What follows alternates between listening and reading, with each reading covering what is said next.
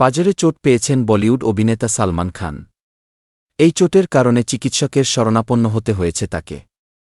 তবে এর মধ্যেও মুম্বাইয়ে একটি অনুষ্ঠানে অংশ নিয়েছেন। চোটের কারণে কিছু সময়ের বন্ধ হয়ে গেছে তার পরবর্তী সিনেমা সিকান্দরের শুটিং।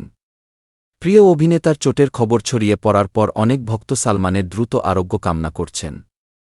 মুম্বাইয়ের ওই অনুষ্ঠানে সালমানের নাচ দেখে ভক্তদের কেউ কেউ উদ্বেগ প্রকাশ করেছেন, আবার কারও ভাবনায় এই সালমান আহত সিংহ।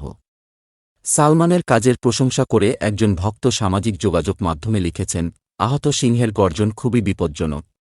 একটি ফ্যান পেজ থেকে লেখা হয়েছে, এইমাত্র শুনেছি আমাদের প্রিয় সালমান খান ভালো নেই, এবং এই কারণে তার ছবি সিকান্দরের শুটিংও বন্ধ হয়ে গিয়েছে।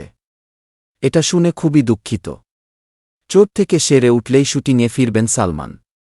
সিকান্দর সিনেমা দিয়ে তার কামব্যাক করার কথা। সিনেমায় সালমানের সঙ্গে রয়েছেন রাশমিকা মান্দানা।